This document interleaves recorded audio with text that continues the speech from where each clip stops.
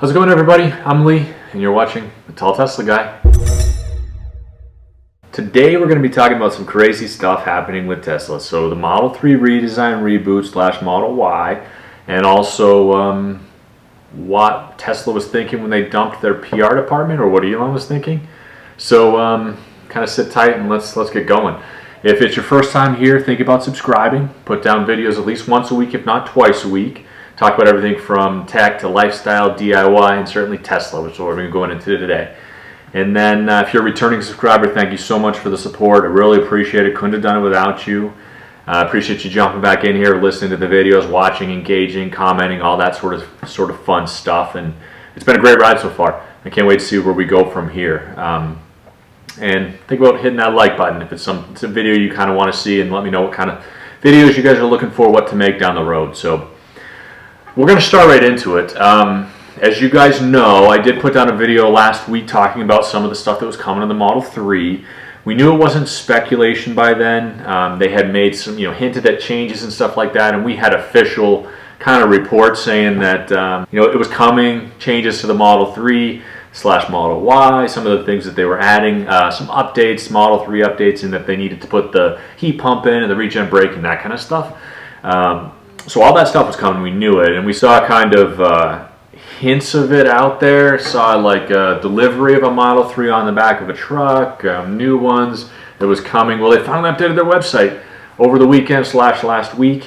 If you go into the website now and you click on the Model 3, you'll see it's got the Chrome delete on the outside, and then you go in and you can see all the exciting new stuff that they did there. So they finally did it, which means that the new Model 3s that you order from, say, today forward are going to have all this stuff, and probably the center console change on the Model Y, which is exciting. Not enough for me to want to have waited on mine. We've had it for a little over a month now, but nonetheless, it's exciting. It's exciting the direction that they're going. So we're going to talk about the Model 3. For years, and our friends have an older one, older being like 2018 / 19, so not even 2 years old, and they love it, absolutely love it. It's a fantastic car and everything like that. Some of the stuff that changed that, we are excited about, they are maybe, the community is, like I said, the Chrome delete, and you can kind of see here. So, we're right to the Tesla website, clicked on Model 3, like I said, and then you see here it's got the Chrome delete. So everything that was Chrome before, being the handles, the little trim pieces, all that stuff, it's all this matte black. Now it's a matte black paint, so it's not like a sticker or anything like that, which is really nice. It's what our Model Y looks like now. And then there's a couple interior things. You go into it, you've got the regen braking, you've got the heat pump, you've got the center console change, which we'll talk about that in a second. And then also the mileage. It's 353 miles now, which doesn't seem like a crazy lot. I mean, the Model 3 long range before was around 320. We're about 320 with ours. But that's, 35 more miles. But I mean, the more exciting part is they're getting closer and closer to 400 miles on a charge. That part alone is pretty exciting, just because you can think of, the future of the electric vehicle market being that it's no longer going to be a challenge to come from an ICE vehicle to an EV, because you don't need 400 miles a day, most people anyway. And the fact that it's available in there is going to be exciting for people with range anxiety. I've got some of that myself. So in general, those kinds of things are going to kind of knock down those barriers that people had to getting into the EV market. And then on the other side, not nearly as exciting, but still kind of cool, is the refresh of the center console. Before, it used to be a gloss. People hated it, put fingerprints on it. It was a hair magnet, all that kind of stuff. And now it's a matte black, so it's matte finish. And instead of opening up like ours does currently, it slides. Nonetheless, it's the matte black, which is kind of neat. They took away the door that covers your phone. We keep it open all the time anyway.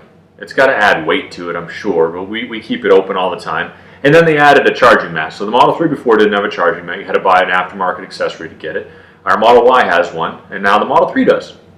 That part's kind of exciting and just a subtle change. I really wish they would do a little bit of a redesign. I love the way the Model 3 looks.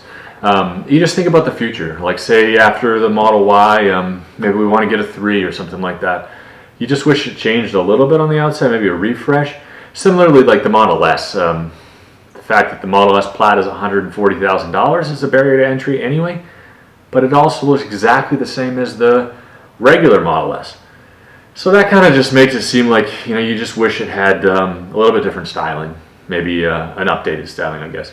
They take years and years and years to do that sort of stuff. So, but I mean, outside of all that kind of stuff, the fact that it's getting closer to 400 miles of range, it's got the dual battery in it, it's got the regen braking, the heat pump, the center console change, the chrome delete on the outside, all that stuff is exciting and it looks fantastic. And you can see here, I mean, it's just the contrast between the vibrant colors, even the blue, red, black, or white anyway, and then you throw that chrome delete on it. I just think it looks great. We love it on our Model Y. I think it's going to look great in the Model S or Model 3 as well. So that part's exciting, and it's coming. Now, like I said before, I mean, I wouldn't have waited.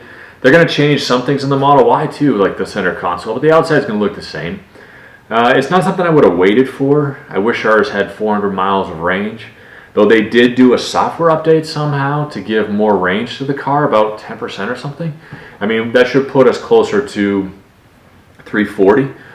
338 or something like that. But I mean, you know, every little mile counts when you're on a long drive. I'm not sure how they did it, but I'll take it. It's great. It was one of those free updates that comes. I mean, it's one of the other advantages to having a Tesla is you get those automatic updates. So even though the exterior of the car doesn't change much year over year, you're constantly updated in the software, and that's something you don't get with any other car. So I mean, we like that part of it for sure. I mean, it's super neat, and it's just exciting where it's going. And I mean, it's hard to contain the excitement a little bit just because a 400-mile EV is a standard. I mean, the Model 2 is going to come out. They've been hinting at that. He talked about it at Battery Day, the sub 25K car, you know, the one quote-unquote for everybody.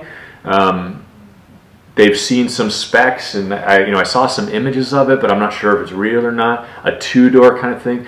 But even regardless of what the exterior looks like, I mean, you'll be able to buy some range options that I'm sure it'll bring it up to, you know, 40,000 or something like that. But the starting, I mean, even if on the low end starting is going to be like 250. So it's more than you get by some of the other gas cars. And then on top of that, it's electric, and it's going to be part of the Tesla network. So you'll be able to, you know, get all those advantages, that instant acceleration, performance, all that kind of stuff, which will be super exciting. And that's supposed to be coming in 21, 22.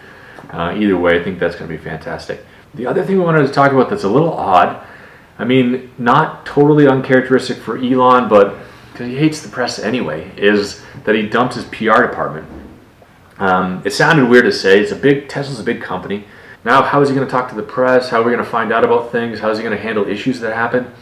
You know, Elon hated talking to him before, and you know, he would even bar people out that had negative things to say about him. I mean, there's so many YouTube channels, this one included, that talk about Tesla stuff and, you know, get excited about things and talk about issues that they have and stuff like that, that maybe he thinks he doesn't need it. I don't know. Whether or not that's going to be a good play for him is hard to say. It's something you'll see down the road, I guess. And, you know, I wouldn't say that necessarily no news is good news, because he's not going to have any news coming out. It's going to be all social promotion like he did, but maybe he's going back to the core. I mean, the core of the company was built on, you know, this social promotion, this word of mouth to the extreme kind of nth degree sort of business model. The people that bought him, the you know, positive screamers for the company are people like me and other people, even back in the beginning, the early adopters, that just got excited about the car and what it could potentially do, and then excited about the company and what it was, you know, the idea that was behind it. So maybe he'll push the referral program heavy again, or maybe he'll be doing more towards the YouTube stuff, the videos. I don't know. It's odd nonetheless, but like I said, not totally uncharacteristic for him, and more to come on that one. But I mean, the main point of this video was really to talk about the Model 3 stuff and where I think it's going to go with the Model Y and where it's going to go in the future. So the PR thing was kind of a side note, but it's something that came up last week and I didn't get a chance to talk about it yet, so I figured I'd throw it out there. Let me know what you guys think in the comments. PR, good or bad PR to dump the PR, if that makes sense.